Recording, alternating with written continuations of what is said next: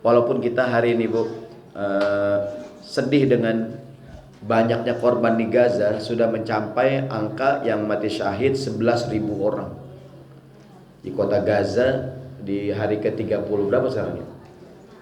34 nih. Itu para syuhada 11.000 orang, itu yang terdeteksi, itu belum yang meninggal di jalanan, yang bergelimpangan, yang hilang, yang dibawa reruntuhan. Jadi Kementerian Kesehatan Gaza tuh Palestina yang syahid 11.000 orang. Ya. Tapi kan kita yakin ada pertolongan Allah Subhanahu wa taala tuh. Ya kan? Pejuang Palestina di Gaza tuh ya enggak?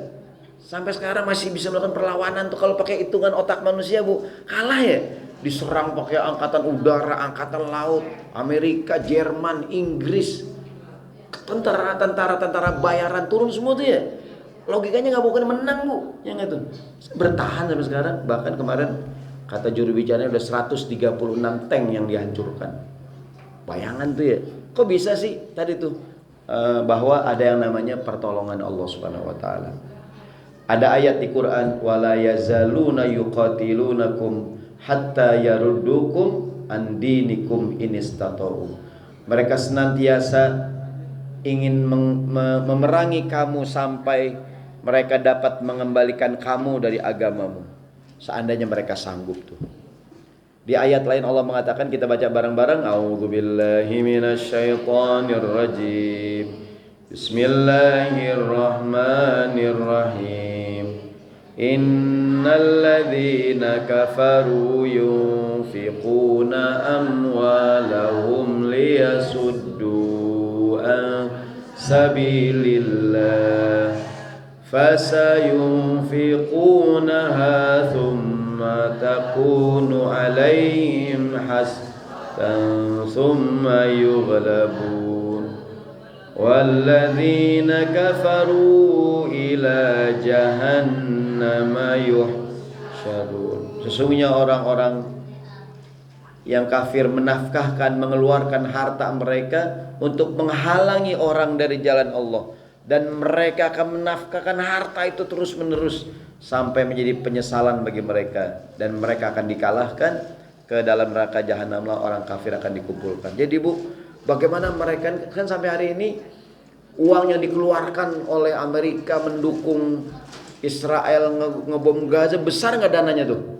Besar banget itu. Bahkan katanya ekonomi Israel mulai bangkrut juga nih, saking banyaknya. Tentu kita sedih dengan para syuhada, tapi inilah perjuangan, ya kan?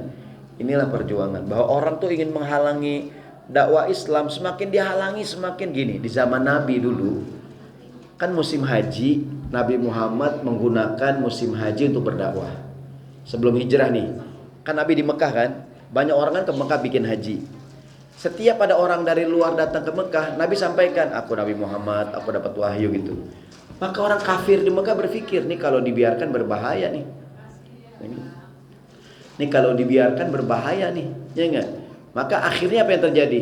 Orang-orang kafir memasang orang-orang mereka di pintu gerbang kota Mekah. Setiap orang yang masuk ke Mekah dibilangin, hati-hati, di Mekah ada orang namanya Muhammad. Dia ngaku-ngaku nabi, dia ngaku-ngaku dapat wahyu. Kalau engkau ketemu dia jangan didengerin. Muhammad tuh orang gila, ya kan? Dia tukang sihir, diprovokasi Bu. Setiap orang ke Mekah dibilangin hati-hati, hati-hati. Ini kan black campaign, betul nggak tuh? Negatif campaign ya. Tapi ada kaidah begini bunyinya. Kullu mamnu'in marghub. Yang dilarang-larang biasanya bikin penasaran. Yang dilarang-larang biasanya bikin, ada pintu ditulisin, awas jangan dibuka. Ibu penasaran nggak? Kan dia buka ya, ya kan? Dulu zaman SD itu, zaman dulu banget ya, ada buku tulis, ada tulisannya, awas jangan dibuka. Kan kita penasaran. Pas kita buka, gua bilang juga apa lu jangan dibuka, udah gitu doang. Ya enggak? Orang tuh semakin dilarang semakin, maka ibu suami jangan dilarang-larang, biarin aja. Ya enggak? Antepin aja. Ya enggak? Kalau dilarang makin, kadang-kadang ada buku terbit, buku tulisannya setelah dilarang terbit, akhirnya terbit juga. Tuh nggak ada yang larang padahal tuh. Dia ingin memberikan kesan eksklusif gitu, bahwa buku ini dilarang terbit.